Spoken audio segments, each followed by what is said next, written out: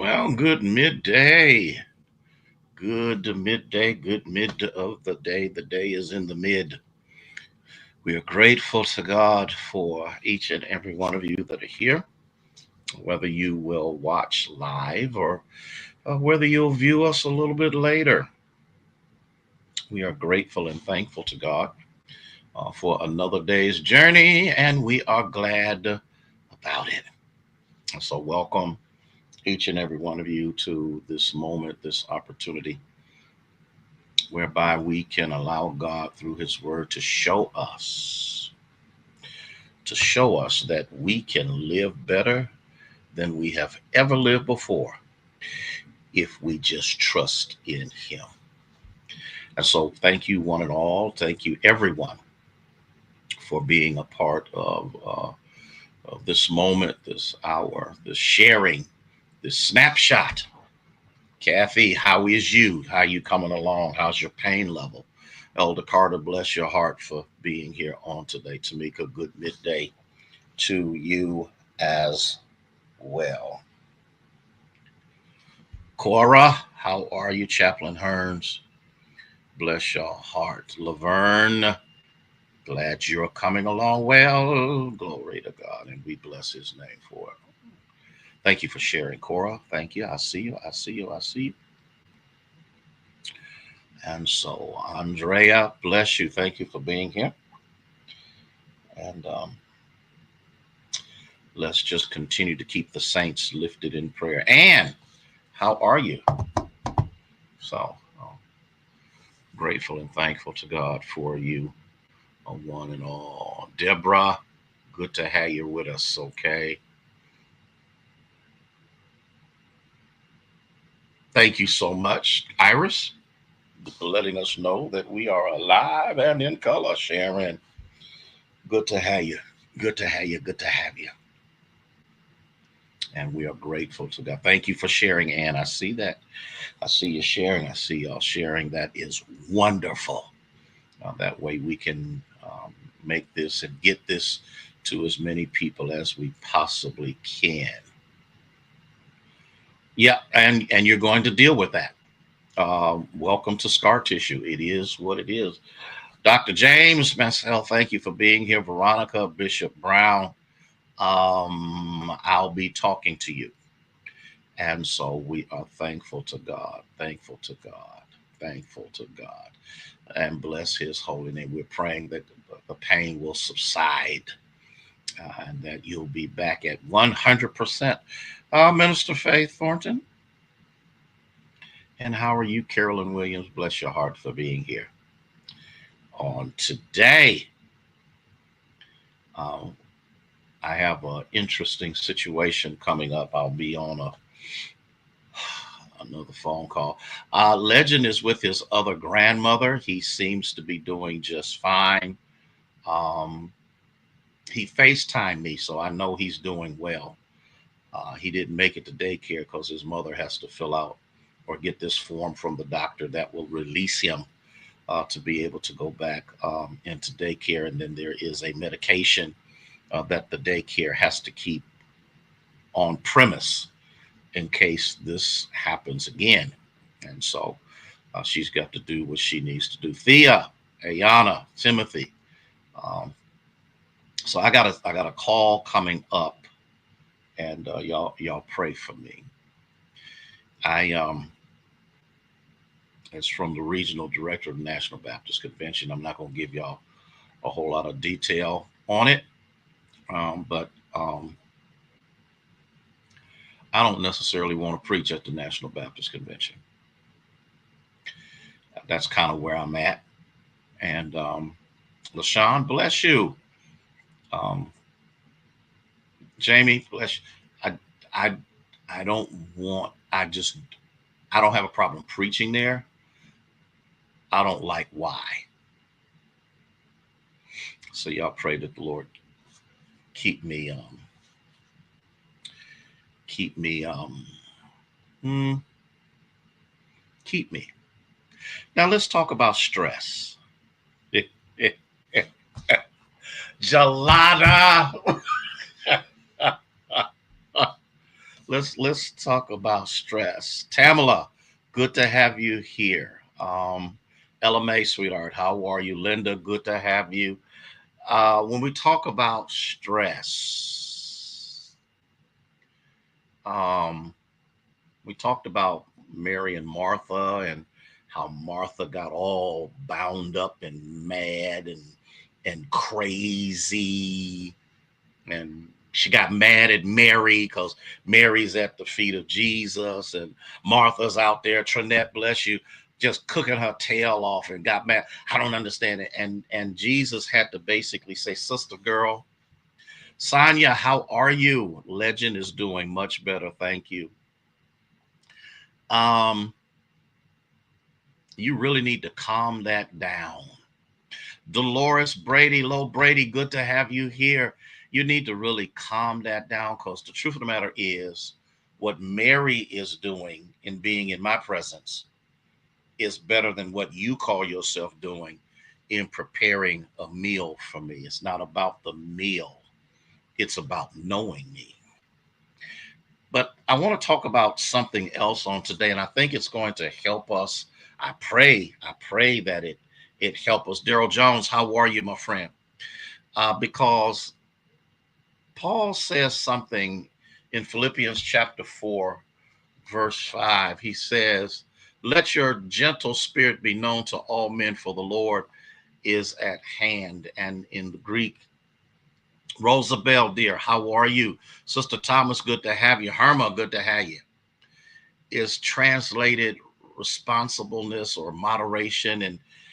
And the truth of the matter is, we don't live in moderate times. I heard someone say that they're going to bomb the you know what out of Russia and China because if they don't do what I say, I'm going. And so we live in an age now where people don't know how to live in moderation.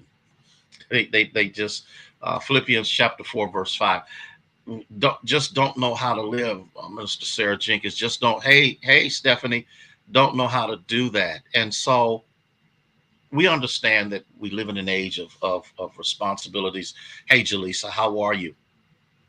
But somewhere along the line, we have to learn how to live responsibly or responsibly and not live in competition.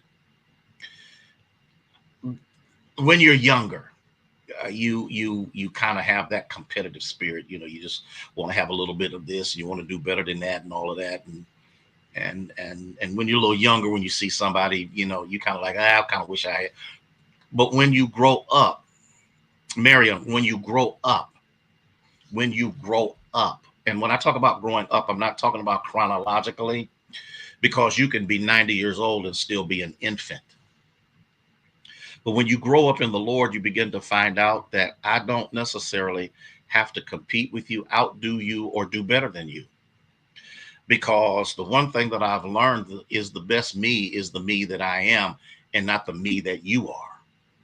So I got to learn how to live responsibly. I got to learn how to live within the confines of where I am rather than worrying about where I'm not. Ooh, Victor, what's up, my friend? Good to have you here. Our culture shuns moderation. We got to have the bigger house. We got to have the newer car. We got to have the nicer clothes. Hey, Pat, how you doing? We got to go on the grander vacation. If we see somebody on vacation, we got to do one better than them. And the truth of the matter is that we barely afforded the one that we did do. Katrina Harris, bless you. And the problem with that is the harder you work, the more things that you do, Shirley, the less rest you get. And the less rest you get, the more susceptible you will become to medical and mental issues. Mm-mm, mm-mm, mm-mm, mm-mm. Sometimes you can get so busy that you're actually doing nothing. You can become so preoccupied with this and that and that and this and this and that and that and this that you're actually not accomplishing one thing. Moderation reduces stress, and your lifestyle will be filled with peace. And the problem is, how do you do this in a competitive age where everybody's trying to outdo this one and everybody's trying to be better than that one? Everybody's trying to outshine. You know what I've learned? Let it shine, let it shine, let it shine. If you outshine me, great. If you outdo me, fantastic. If your name is called more than mine, man, I'm all right with that. Okay. Um, you need to learn how to go someplace like every chance I get, I sit out on my deck. Now I did have my computer yesterday after midweek worship. I went out on my deck. I sat out there, did a little work on my computer, listened to the birds. I got a bird's nest in one of the things there, and I watch how they do what they do and how the both birds, male and female, care for the little birds that are in the and you sit back and you begin to observe that the rat race of life is not really worth running, because what good is life that after you get toward the end of your journey that you have nothing to enjoy? Y'all missed that, didn't you? Y'all missed that. I do everything. Erica, how are you? I do everything in my power, because when you look at Philippians 4:5, that word also means gentle spirit, which means what? I need to have flexibility. Mm. Uh-oh. Here we go. Here we go. Here we go. I need to be able to say sometime. Now, this is not for the procrastinators, because there are those of you out here, you procrastinate about everything. So you basically don't get nothing done because you're too busy trying to figure out if you should do it. But for those of us who, here's what I did, and let me say, I only got a minute, then I got to go. Here's what I did. I'll tell. I don't know if I told you guys this story or not, but there was a time in my life when I would pack 3 suitcases a week.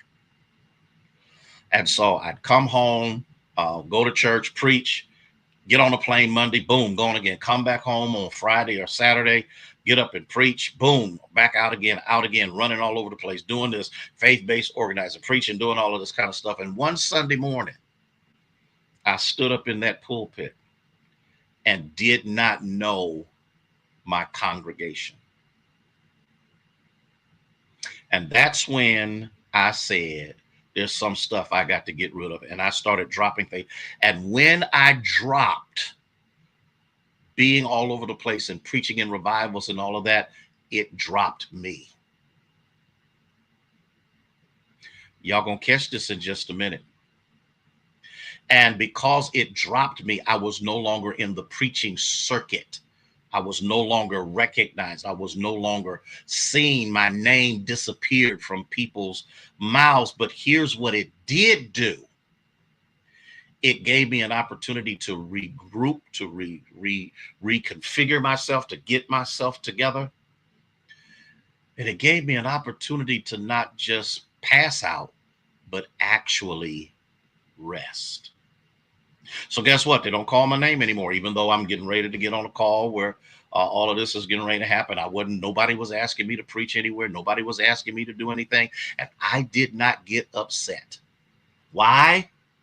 Because it gave me an opportunity to become more flexible and recognizing that what I was doing wasn't about me anyway. I gotta go. I'm gonna finish this up tomorrow. I hope y'all show up tomorrow. Because Carletta, it's overwhelmingly important for you to come to the realization that the world was spinning before you showed up. and it'll be spinning after you're gone. And so what I'm going to do is I'm going to deal with this Philippians 4:5 just a little bit more. Then I'm going to do a couple of other things, and then we will move on from them. And I love y'all so much. Thank you so much for allowing me to be a part of this moment of learning and inspiration. Thank you so much for your prayers for Legend. He is back to himself, and so we're just grateful to God that that you love him enough to pray for him and to believe God along with me that God will renew and restore him. So after I'm done with this call I've got to be on, then I'm going to see if I can catch up with him, and then I'm going to finish up the rest of my appointments for today. Love y'all with the love of Jesus, who is the Christ. May God bless you. May he keep you. Elder Atkins, thank you so much, is our prayer.